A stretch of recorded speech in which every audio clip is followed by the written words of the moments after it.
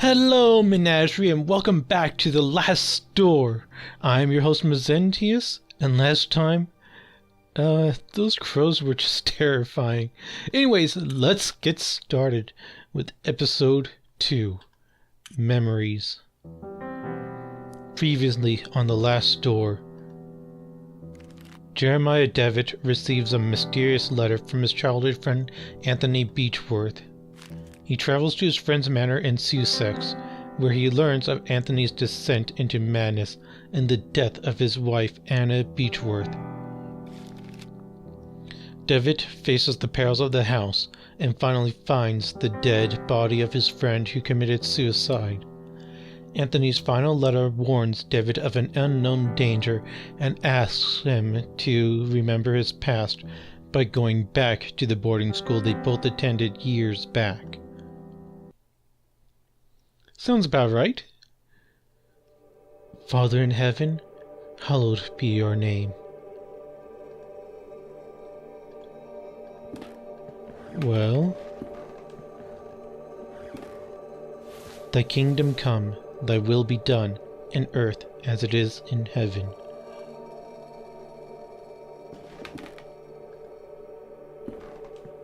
Give us each day our daily bread.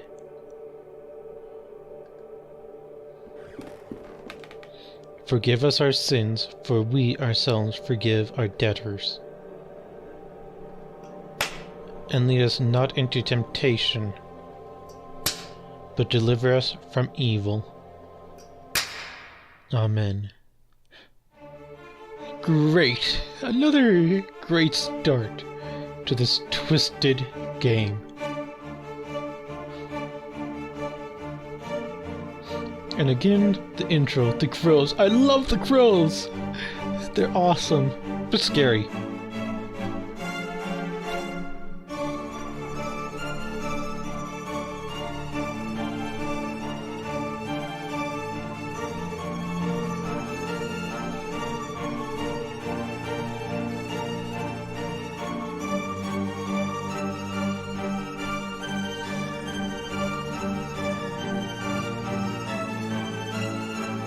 I wonder what we'll get into this time.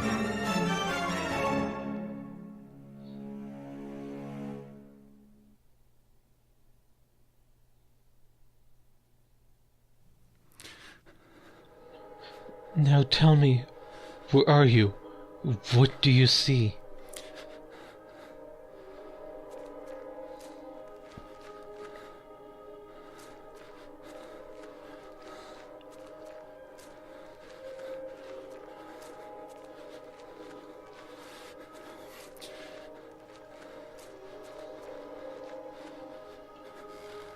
Who is it? Is it Anthony? Answer me.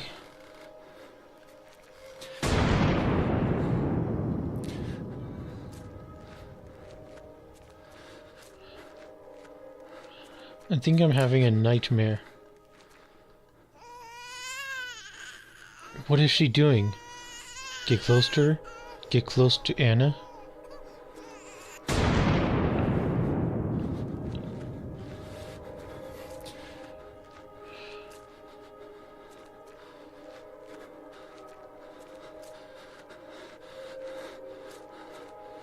When I count to 3, you'll wake up. 1, 2,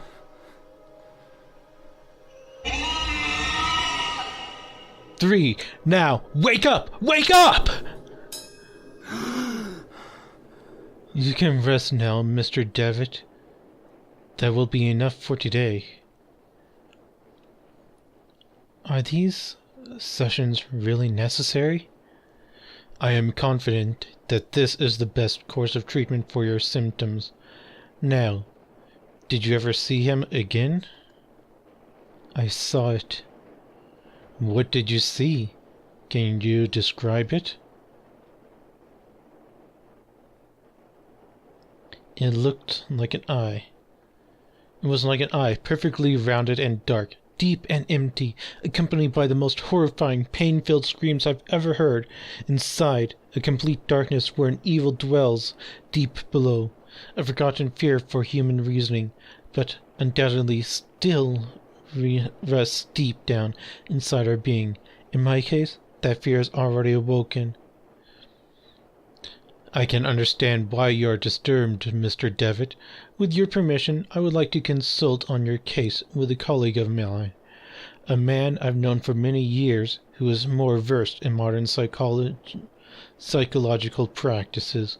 I think his knowledge and experience would be very helpful in enabling us to understand your condition. If you think it would help, Doctor, I leave it in your hands. The agony grows increasingly unbearable, and if you believe this man can help, then I welcome his aid. Thank you, Dr. Wakefield. I bid you good evening.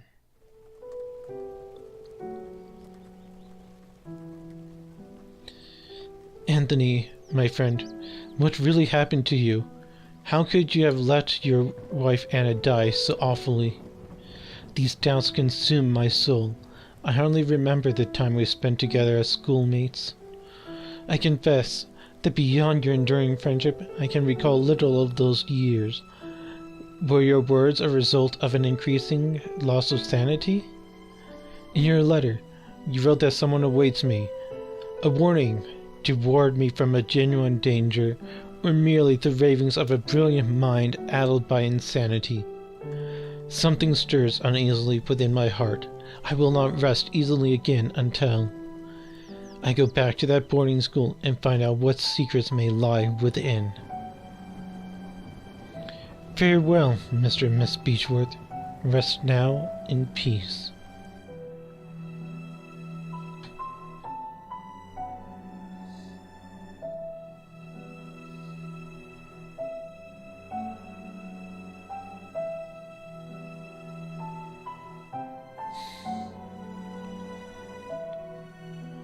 It really is quite tragic.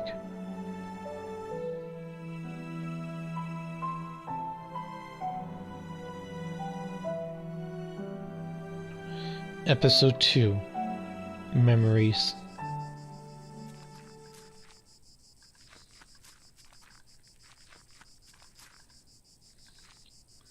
The angel Gabriel, the school's emblem. I remember it being very pristine, but looks neglected and dirty now.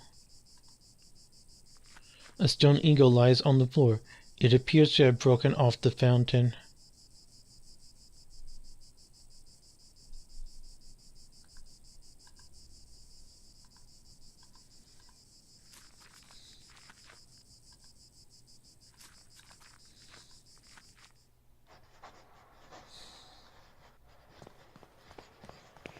Pardon? Excuse me, sister.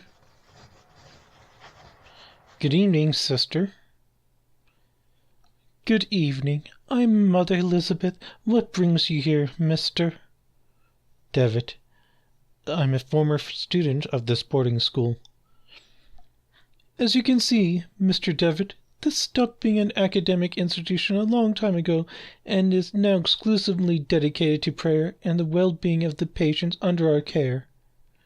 I see. Even so, may I please speak to Mr. Devitt? I'm afraid that we are too busy to start wasting time talking about past issues.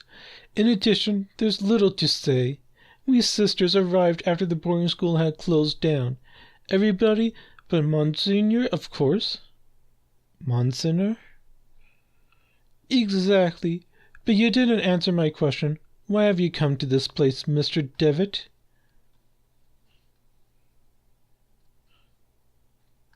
This place will help me remember my past. If you have memory problems, I would recommend you to visit a Dr. Mealy, and don't waste your time here. I guess that it would be a good idea to visit this place again and perceive the passage of time. Perceive the passage of time? What are you talking about? To be honest, I prefer not to talk about it. I can't tell you why this place is so important for me, but it is. A lot. Well, I appreciate your honesty, Mr. Devitt. I'll allow you to stay around here. I hope I won't regret my decision. Don't worry, Mother. Thank you.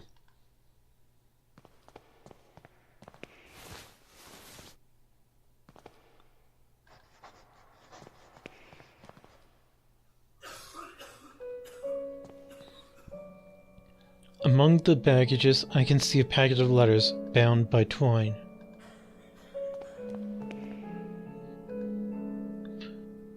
Doctor? I'm sorry, I'm not a doctor. Pay him no mind. He has been delirious for some days. I miss my revenge, and this is my brother Matthew. Juliet, why have you left me? Why don't you answer my letters? My letters. You see, the poor man is still obsessed with his fiancée. He won't accept that she left him months ago. My poor Matthew. I'm very sorry, Miss Finch. I hope he recovers. Thank you.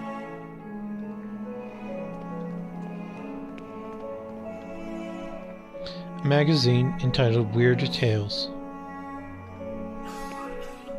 Are you all right, madame?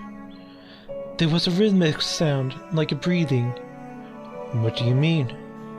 It was last night. I felt an increasing pressure on my temple. Something dry and rough, like tree bark, brushed against my leg, and I saw something on the wall, like a growing shadow. I hit the lamp, and there was nothing. I am sure it was just a nightmare. Madam?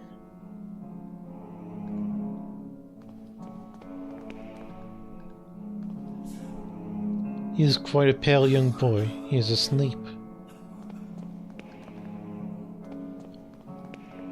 Please, someone, piety.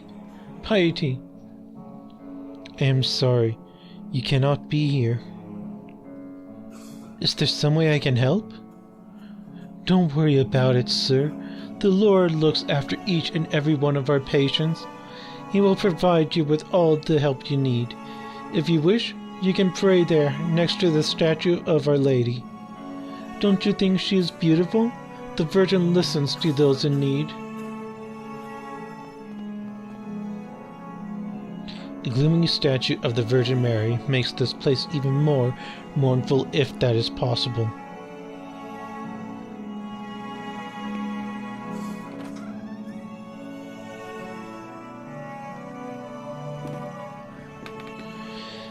I remembered that we used to keep here some textbooks. Now there's a music box.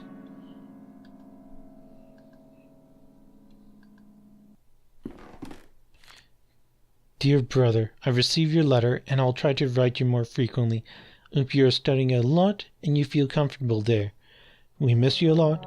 When are you coming back? Father is in bed with fever and I do not feel very well, but I am on medication. Today is my birthday and I am feeling blue. It's quiet and boring. Sunday at the village.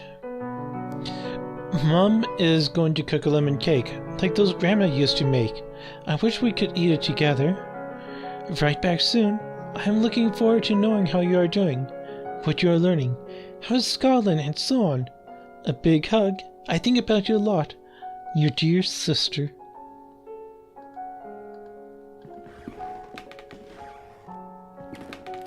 January 15th, 1876.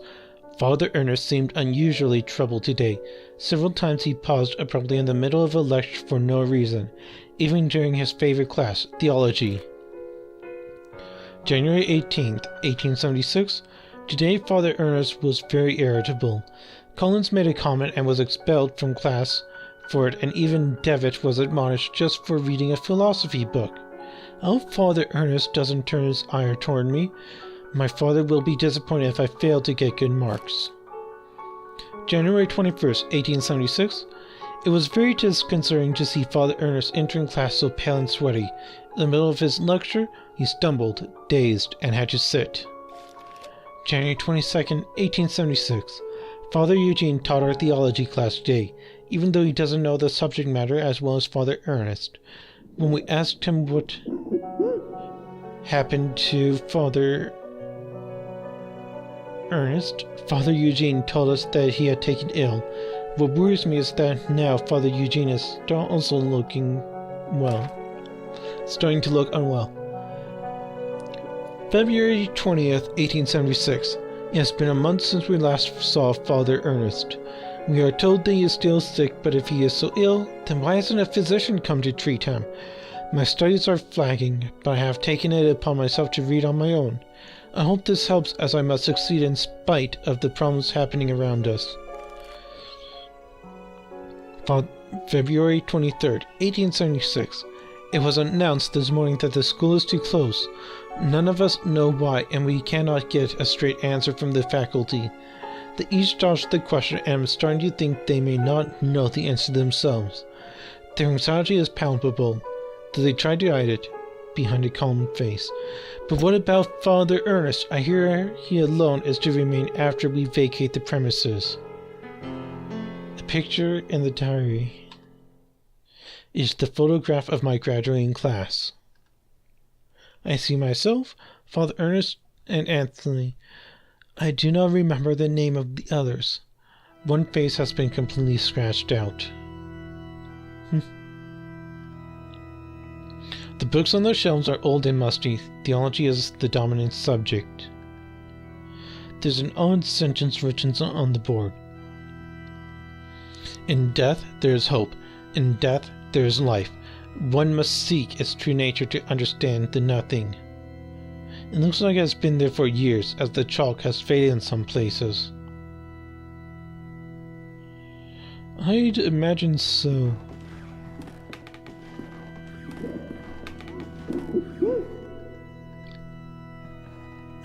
And that sounds just unnerving.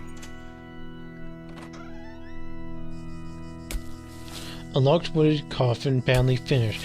It seems that whoever made it was a bit rushed to finish. Good evening. I hope you're right and this turns out to be, indeed, a good evening. My name is Devitt. I did not know there was a graveyard here. My pleasure, Mr. Devitt. I am Frank Baldwin. Do not ask me why, but Monsignor specifically ordered to bury the corpses here. Why? I do not understand. Did he order to bury corpses here? Why? What is there to understand, Mr. Devitt? God has forsaken this place. Excuse the interruption, Mr. Baldwin. I'll leave you with your work. Have a nice evening. The small group of graves has been haphazardly arranged.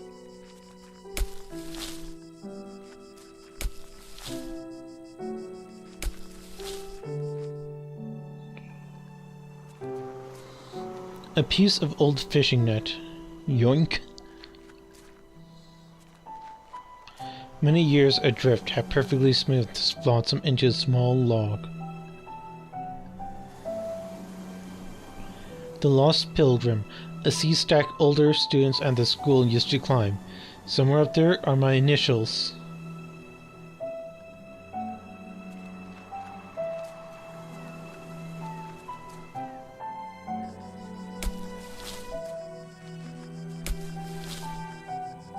A grave recently dug. Yep, I'd say so.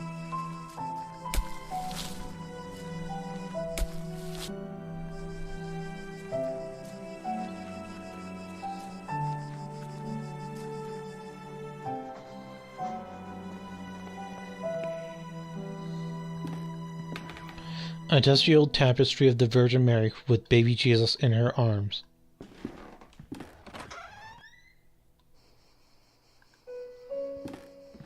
A syringe next to a flask with a label that reads morphine. Good evening, sister. Sister? All this suffering, all these tears, all our prayers unanswered. What? What do you mean, sister? All these years entrusted to the Lord, praying, looking for a sign. For something that can give me strength.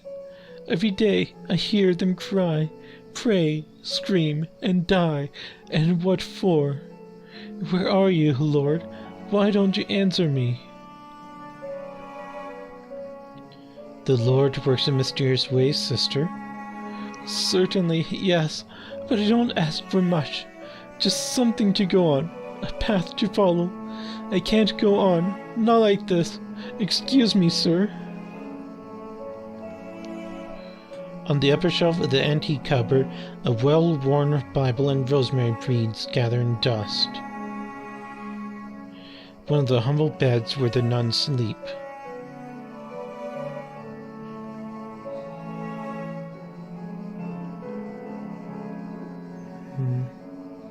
An old mirror that hardly reflects.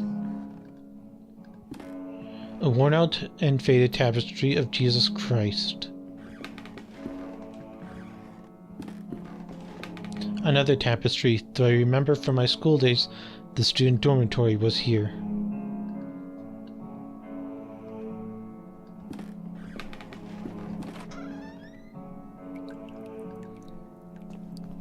A broken mirror, there's a protruding piece. The old rusty pipe communicates with other areas in the house. There's a puddle in the shower hole, with something shiny under the grating. I cannot see it properly.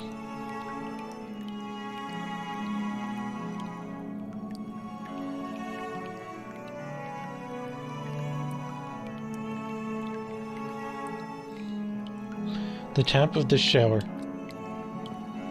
If I open the tap, the shiny object could be carried away by the stream of water.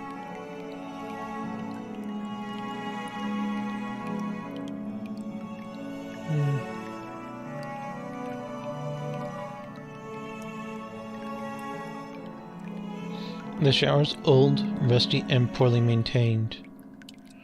Just a couple of old towels.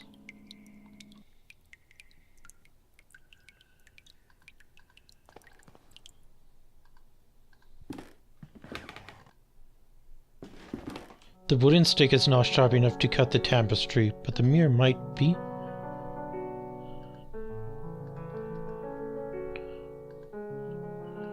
The mirror is too thick to pin it in the wood, and it also seems fragile. I could break it if I force it.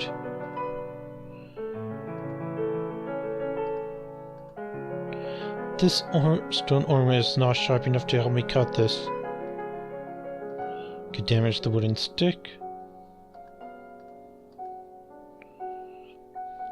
The wooden stick is too thick to use it for winding the music box. Would need something thinner.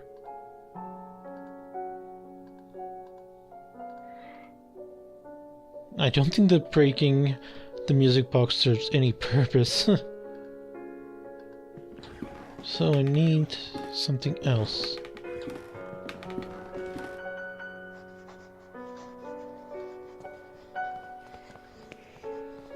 Mr. Devitt, you're not allowed to go back there.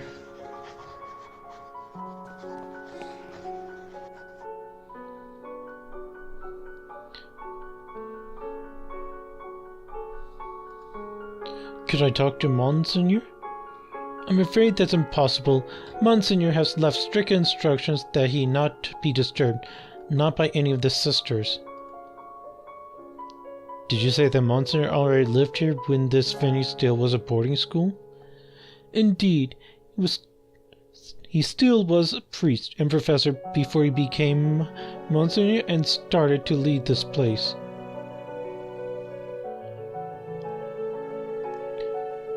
Who is Mr. Baldwin? Monsignor instructed me to take him on as caretaker. Many of the sisters find him a bit strange, but he performs his work well and complains little. Do you take care of patients here? Of course, Mr. Devitt. We tend to both the physical and spiritual needs of those in our care.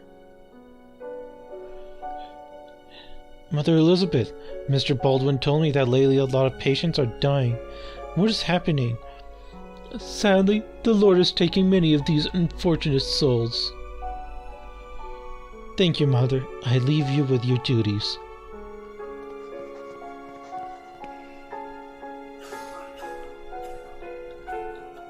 A picture of Saint Camillus de Lally patron saint of the sick, hospital, and nurses, he seems to have forsaken this place.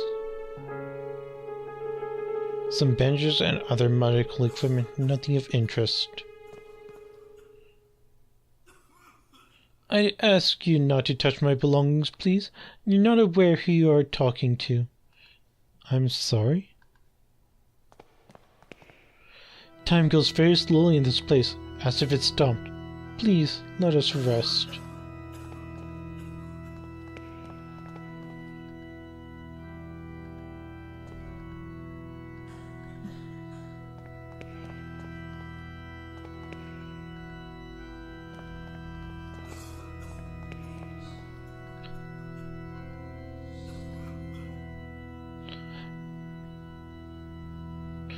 Don't worry about it, sir. Swoosh next to the statue, yeah, I've heard.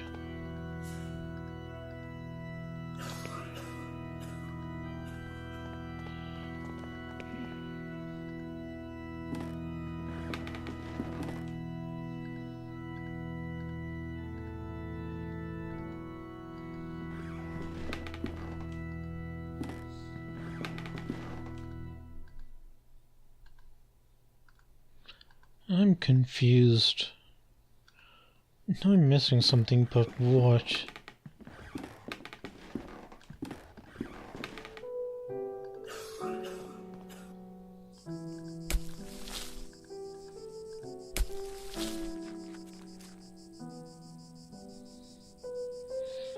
Who is the Monsignor? Mr. Baldwin? I cannot rightly say. After all these years, I have never seen the man. Who knows? Maybe he does not exist. But Mother Elizabeth told me that Monsignor specifically requested your hiring by letter. I'm flattered my reputation precedes me, but I still cannot tell you anything else about the man. I'll leave you with your work. Thank you very much for your time.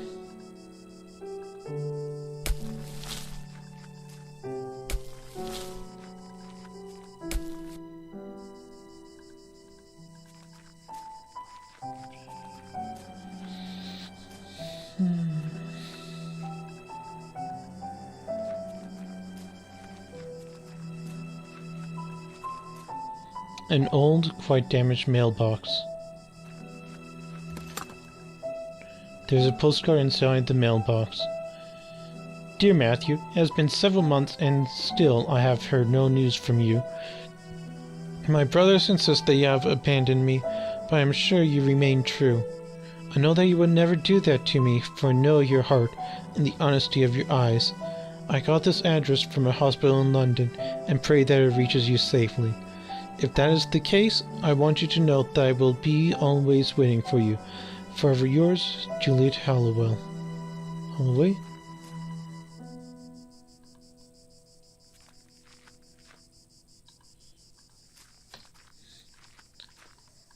Yeah, now it's time to find the stuff to put together this puzzle.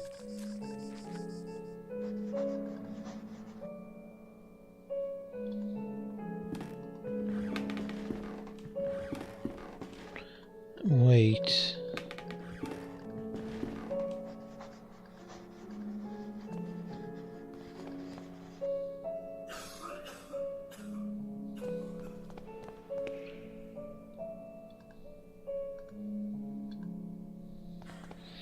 Mr. Vinge, I think this letter is addressed to you.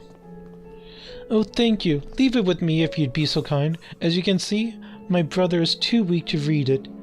Well, Matthew, let's see who has written you. Oh, it's a letter from my mother. Dear Matthew, I hope you're recovering. I wish that your beloved sister and you come back home soon.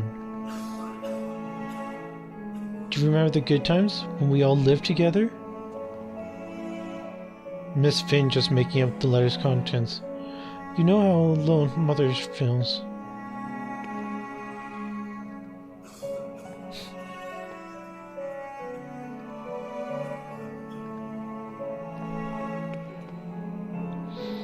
My letters! All the letters I wrote to dear Juliet. You never posted them? But why? Mary! Why would you be... Why would you do such a thing? How could you be so cruel? I had you do it, Matthew. You refuse to see how inappropriate a match she is for you. Her only interest is in marrying someone of your status, of her family status. It was for your sake I did this. I did it to protect you from that woman's treachery. No, you only thought about yourself, of your vanity. I can't bear to look upon you any more, Mary. Leave me be. From this day forth, you are no sister of mine. You dare banish me? I, who have stayed by your side all through your illness. Very well, Matthew, you will have your way. I will leave you, and then you will see how very alone you are. Farewell, brother. Thanks be to the Lord that you have come to reveal my sister's cruelty, sir. Please take this coin as a token of my appreciation. It is my lucky coin, though I hope it served you better than it has myself. Juliet. With the letters delivered, I think it's time to call it here, Menagerie. Things will be heating up in the next episode. So remember, stay spooky and ciao ciao.